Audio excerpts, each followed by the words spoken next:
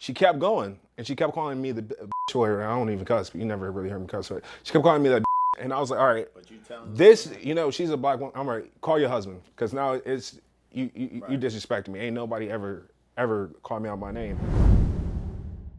Hey, right now, baby, I just wanna slow dance. Look into your eyes while we hold hands. Don't wanna grind to the beat, cause I do believe that the world needs a little bit of romance, yeah.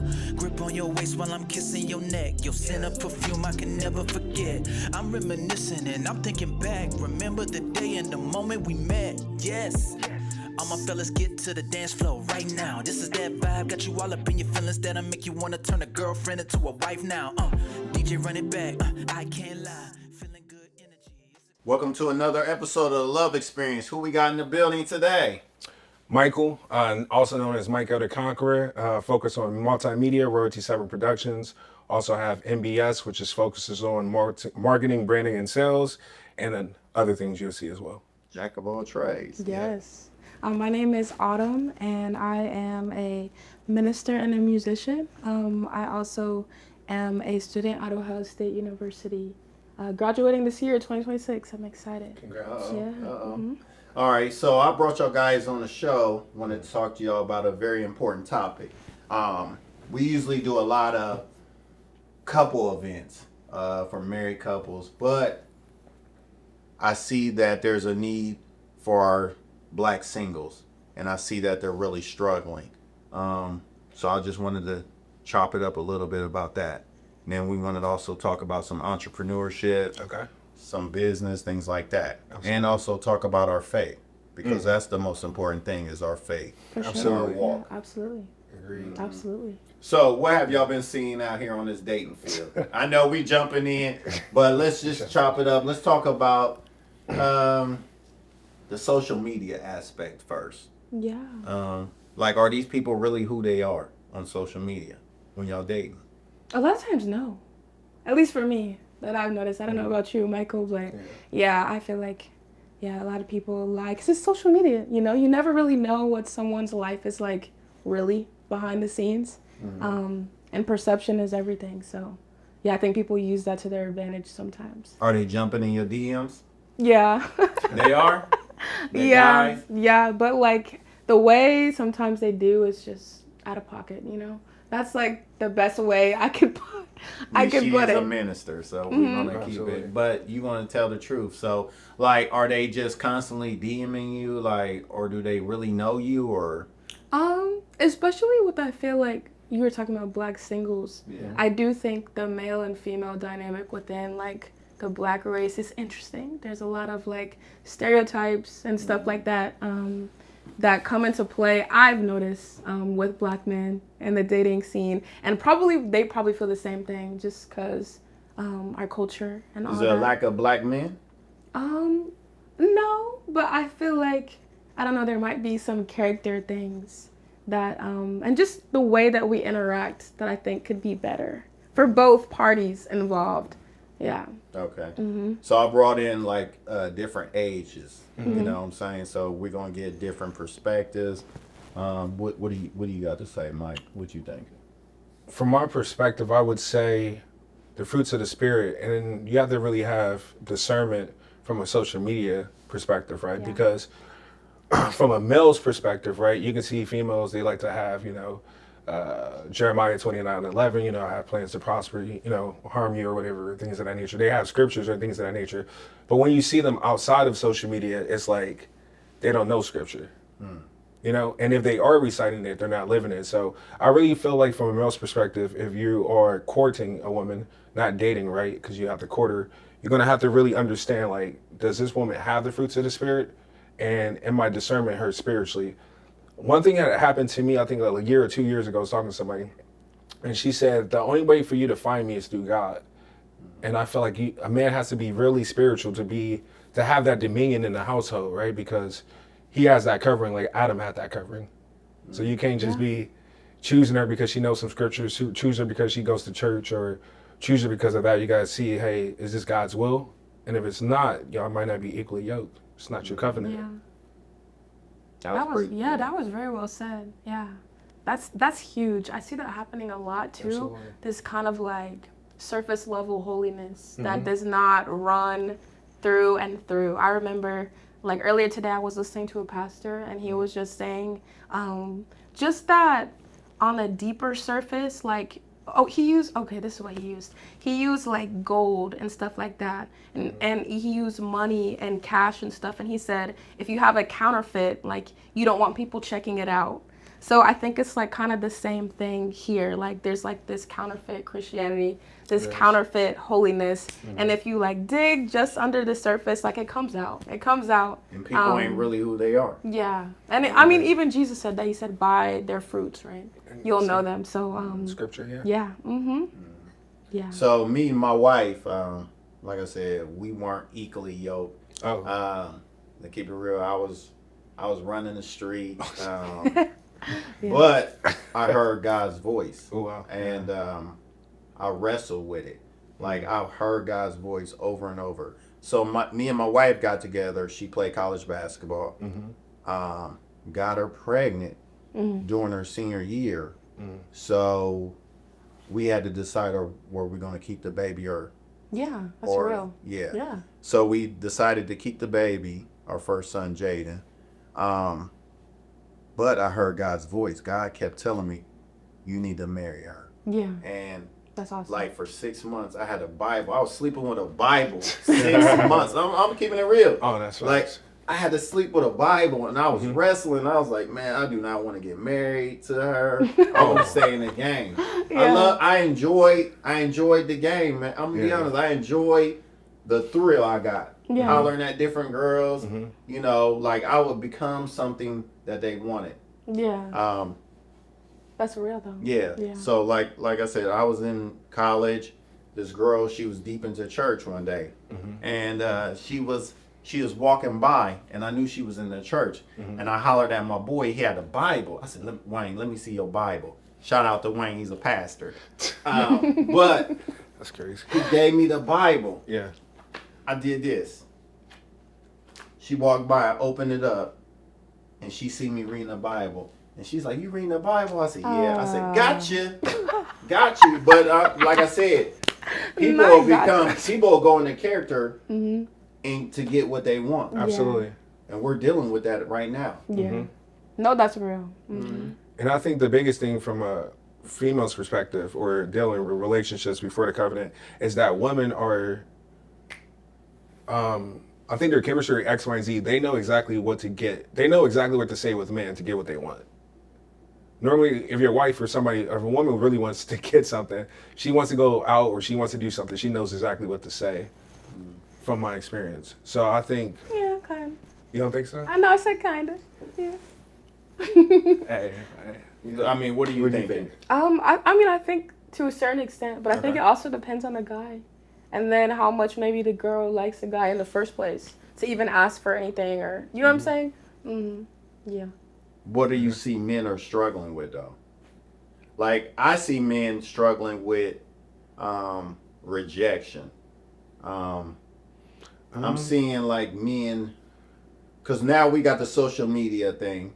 You got OnlyFans. You got different vehicles that you can whet your appetite. Yeah. Like, are men going up to women, courting? I think it's different. Go ahead. For me, it's easier for me to walk up to a woman and get it. I don't do like the social media DMs or things of that nature. I just keep it holy. But I could just get the number and get that going.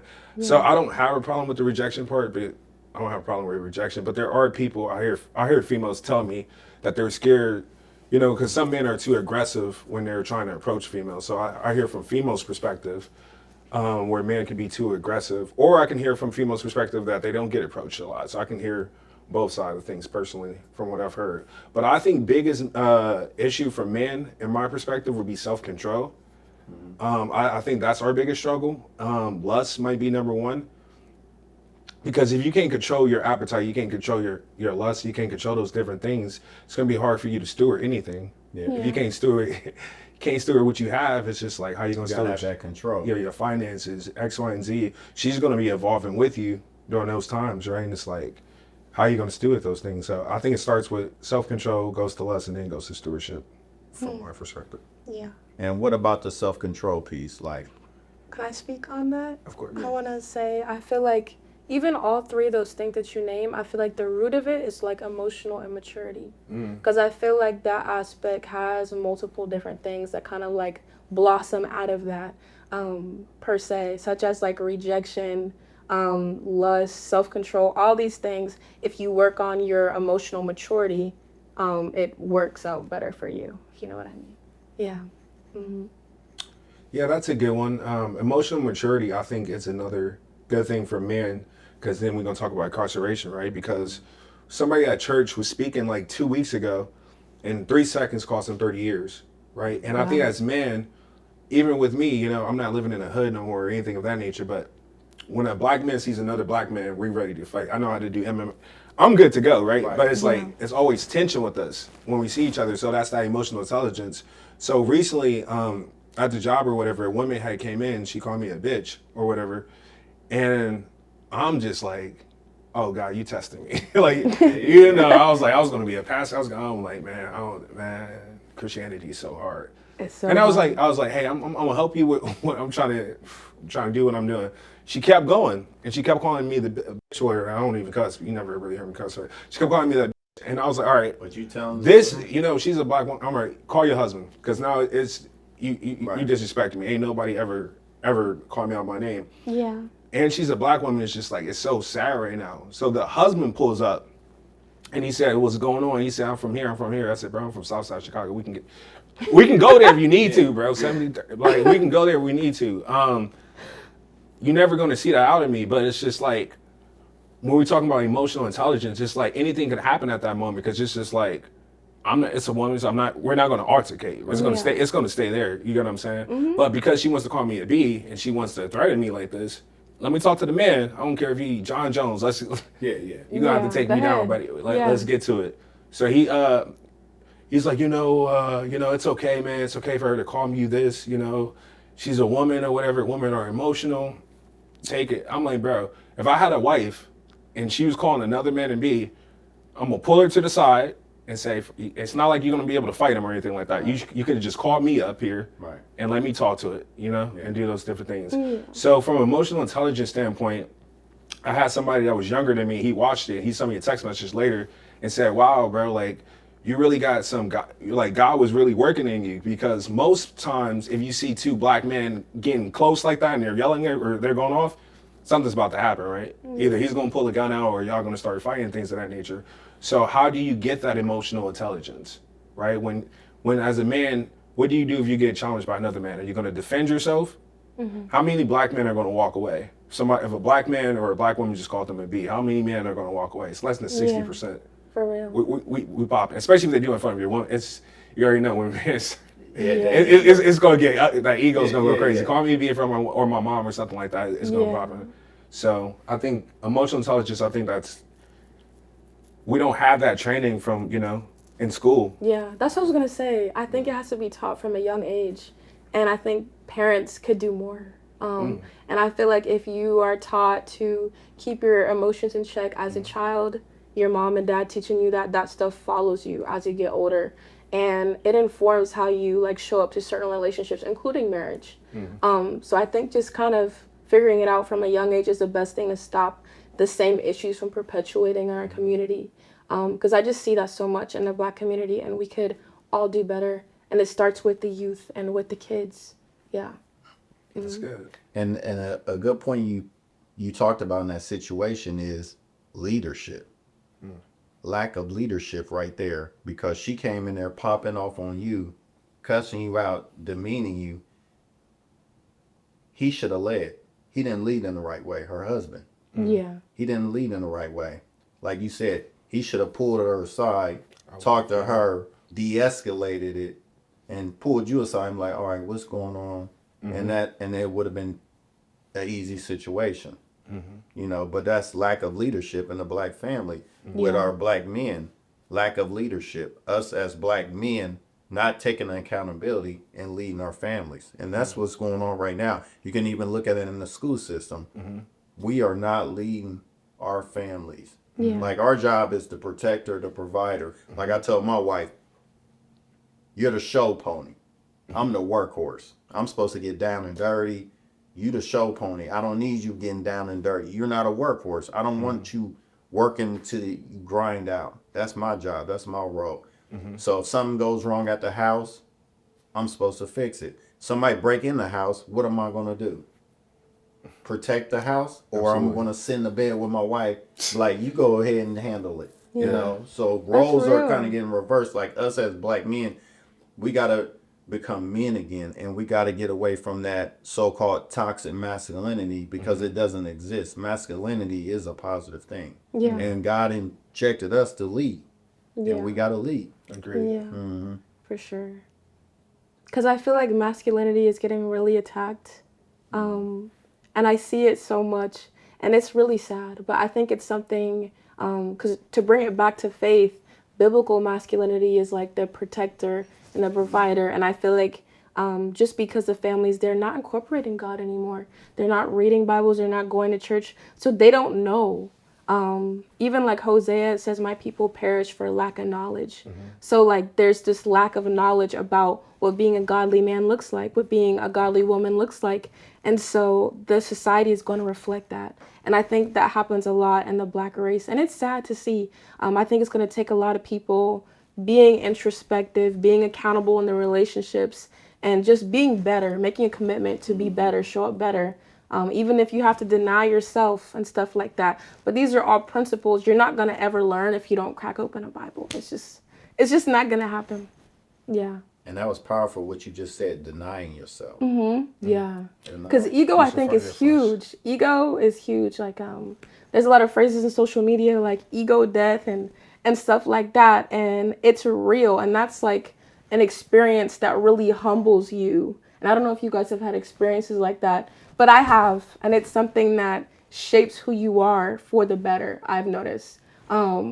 So yeah, just not letting hardships and bad situations let you be bitter and let you be a bad person. Because that's what I think even in the relationships, it's because of trauma and stuff like that, and the black race. And we've had, I mean, since slavery, we've had trauma, and that stuff just keeps passing down and passing down. So And it's like we're making an excuse. Like we're constantly being stuck in that trauma. It's like, I want more. Yeah. I want more in my life. I want more for my kids, my grandkids eventually, my great grandkids. Yeah. I want more for you, your family, more for you and your family. Like, I don't want to be stuck no more. Yeah. No, It's time to move on. Like I said before, we got entrepreneurship skills. Let's just dive in that a little bit as well. Yeah, absolutely. I think entrepreneur was all with us, you know, to start. If you start with Adam, right? He already had a mission. He already had a purpose, right? When he was naming it. So it wasn't like he was working for somebody besides God. Yeah. And then everybody's claiming they want the CEO, chief executive officer. But Adam was the first one naming everything. He had his assignment. Who was his CEO that told him to do that, right? That's God. Right. So when you start your business, instead of focusing on your logo, instead of focusing on the branding or, you know, my reels or whatever the hashtags and things of that nature, how about focus on, hey, God, what kind of business do you want for me? Because you got to think about Saul, right? And your business. And this is how I'm going to correlate it. When your business has favor, like when Saul did, it's going to flourish. But once Saul lost that favor, what happened to Saul, right? He died, he got killed, he got murdered, right? Somebody else took his place. So now your business is not where it needs to be. Now you're going to go to another you got to pay your stuff, right? Now you go into that thing and now you're like, I know this isn't what God's called me to do. But like she said earlier, if you're not reading the Bible, you're not going to be able to commune with God, right? Yeah. Instead of having a business meeting with your friends at Starbucks or Panera, maybe set that hour to speak with God first. Because I think he's going to be a better business partner. He's going to be a better lender instead of going to Chase or Huntington for a loan, right? Yeah. I need $25,000. I'm gonna take $100,000. Why are you taking out money if you haven't seen if your business is profitable? So once you start your business, right, get the LLC. I'm gonna tell you to be legally corrected, right? Get the $100 LLC. You probably spent that already on something. Get the $100 for the LLC, limited liability corporation, and then once you do that, try to make your make your first sale within 24 hours. If not, you have a marketing issue, right? People don't want that product. So until you can find a product that's going to consistently be able to scale, you don't do anything with it, right? Because you're going to go out of business because nobody wants it. So take that idea that you have, push it in, like James, you know what we've been through, grinding, right? So you just got to get out there, grind, go out there and get it, but put God first. Yeah. That's a really good point. He is like our provider. I really like what Absolutely. you said. Jireh. So if you're just like rooted in that, and that is like your anchor, like nothing else is going to shake you up. And you know, even the word says that the earth is like God's footstool. And it also says that the riches are like stored up for the righteous. Absolutely. And so it's just like just living holiness with holiness and living in reverence to God and showing that to him. Like that's the best way to even have prosperity from a biblical perspective. And a lot of people don't know that. But yeah, and you were talking about Saul, and Saul kind of like fell from grace. But then you have David, and David, you know, a man after God's own heart, and he had a deep relationship with God, and that like caused him to have favor with God, which caused him to like come and ascend in the kingdom of Israel and become the king that we all know.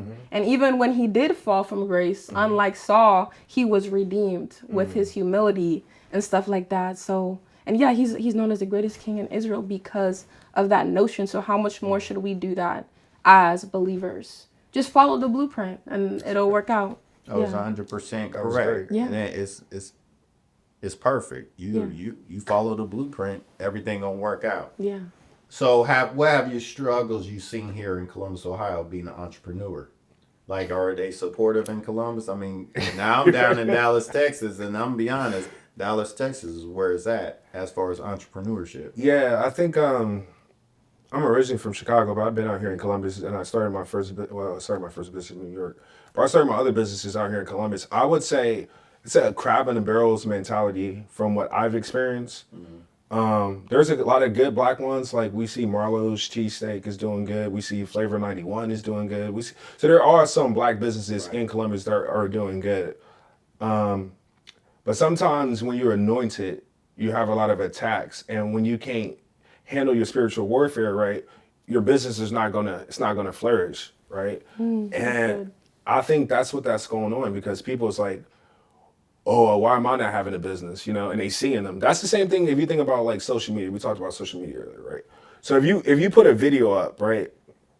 Let's say I put a video up on my personal page or something like that. It gets like 2 likes, 300 or 1,000 stories, right? They watching it, right? The stories is popping. You got 1,005. I'm like, I don't have 5,005. How does everybody see my story right now? But I got other pages or whatever, and I just did a personal page, and then within like an hour or 2 hours, I got 2,000 views off the rip, X, Y, and Z. So the people, it's not going to be your inner circle that might be the supporters. It's going to be somebody else. So if you're looking for your family members or they're not one of them, really. it's not going to be the I ones agree. because now you're doing something that they're supposed to chase their dreams. So if you look at the graveyard, there's so many dreams on tombstones, right? I could have been a doctor. I could have been an actor. I could have been this. But life stress, life happens, bills happen, sickness, a lot of different things happen. Yeah. So you have to understand. That's why I keep saying, God, what is my business? Because if God told me to have a pharmaceutical company, but I have a nail salon company, I can't get mad that I'm not getting clients because that's not where he wanted me to be. Yeah. The Israelites was out there, right? They wasn't supposed to be out there that long, but they were so disobedient. Oh, where's manna? Yeah. Was my first client. So you got to go to the one that got the man, the way, the truth, the light. You got to go through him. And then you're going to be able to get out the darkness in your business by going to the true light. Yeah. That's a good point. And then I also feel like I remember Jesus had said something like a prophet has no honor in his hometown. Oh, yeah. So I that feel was like crazy, yeah. people, like, That was so if good. they see you and they're anointed and stuff, like, they just don't kind of believe in you because they're like, hey, I know Autumn. I know Michael. Yeah.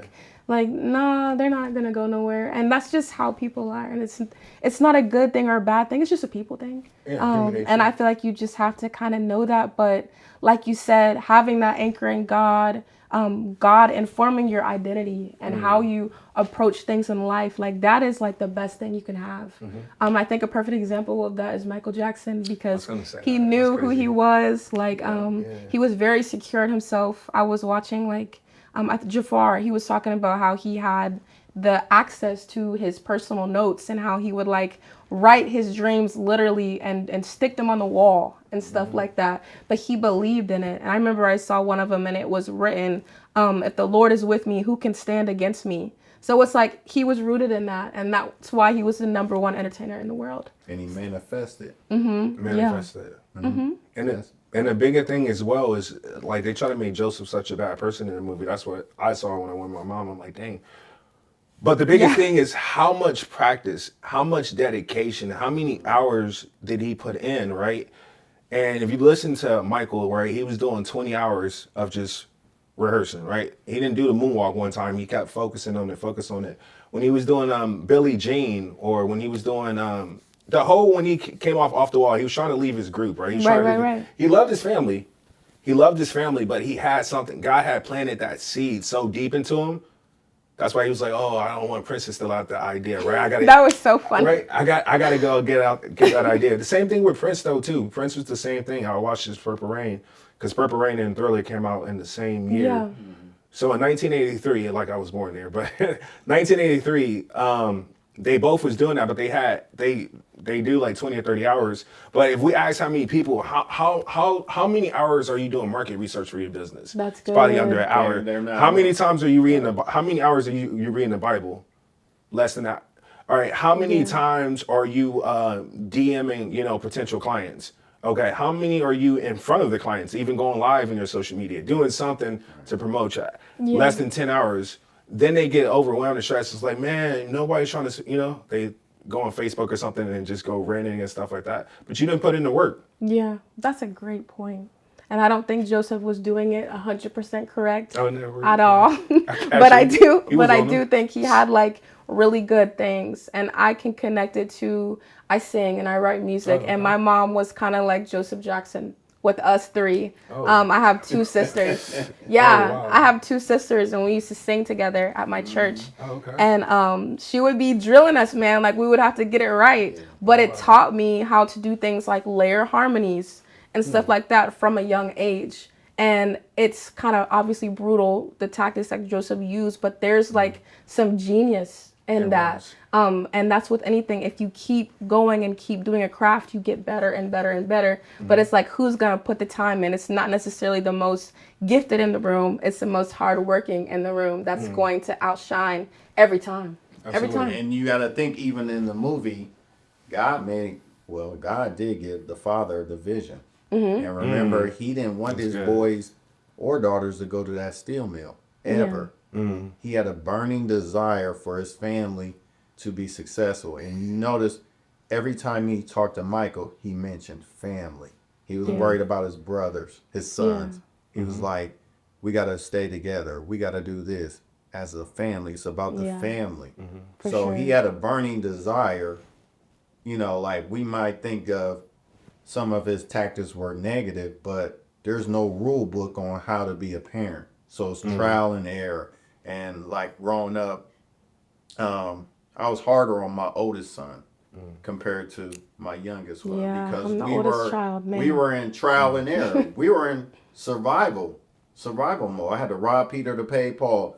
Had to go to check cashing places. My son ran junior Olympic track and field, so we had to wrestle up money here to get here. Then we had to pay for utilities, so we had to figure it out. Yeah. And we did the best that we could do. Yeah. Mm-hmm. No, for sure. I think even with Joseph, it was just like he was kind of selfish. I think that was probably his biggest thing. But he really did care about his family. And I think his heart and that aspect was in the right place, for sure. Yeah. But and I think the biggest part is go with you're gonna have God, that Holy Spirit, right? Is gonna be a whisper. I know people are struggling to discern His words if you're new, or you might be lukewarm, or if you're lukewarm. I'm not gonna put a title. If you're lukewarm, it's kind of like, how do I hear God's voice, right? It's not gonna be super. It's so many different ways to hear it. But for one instance where Michael said he didn't want to go on that tour, right? He wanted to focus on that next album. Yeah. So if we think about Michael and we think about all the scrutiny that he went to, if he never went there, he would have never got that whole damage that he had for his head, right? Yeah. Because he knew in his heart, God saying not to do it. Yeah. But he didn't want to make his family, feel some type of way. Upset his father. Upset him. But he didn't, he came in that room. He was just in that room like, Joseph, He wanted something, but he knew deep and down he wasn't supposed to do it. So you know deep and down, maybe that job isn't for you. Maybe that relationship isn't for you. Maybe that whatever decision that you're doing right now, you know that it isn't for you. You need to go down that path because you're going to have those kind of consequences. Yeah, that's good. But a lot of people, they're not going to do that Oh, of because that course. takes strength. Oh, it does. That takes strength to like stand up and go after your dream. And a lot of people, you know, they're too scared to even try. And so, yeah. And I think about how if that didn't happen, he wouldn't have even been on like the barbiturates and propofol, these things that actually led to his death. I was thinking about that, That's just crazy to me. Yeah. But yeah, it's a good lesson to learn from. And it's like when we hear God's voice, when you hear God's voice, you got to move. Yeah. Like when I heard God's voice, it was like, you going to Dallas, Texas. And I wrestled with it. And then I talked to my wife and she was like, we're not leaving yet. But I was like, I hear God's voice. Like he's telling us to go to Dallas, Texas. Yeah. And I mean, to my own end, we ended up in Dallas, Texas, but we waited. And I'm like, I heard God's voice earlier. Wow. And we should have moved. Yeah, that's good. So when you hear God's voice, you have to move. It may not make sense Yeah. to the other people or rhyme or reason, but when you hear God's voice, it's your time. Yeah. And so, like I said, I brought y'all guys on the show because I see so much talent in y'all. And I'm like, I'm hearing God's voice. And I'm like, now's your time. That's That's why I brought y'all on this show, really. Because, That's like I awesome. said, I hear God's voice. Yeah. And now is your season. So it's not tomorrow. It's today. It's now. Yeah. Tell the DJ this your song. For real. Now you know my reason, now you know my why.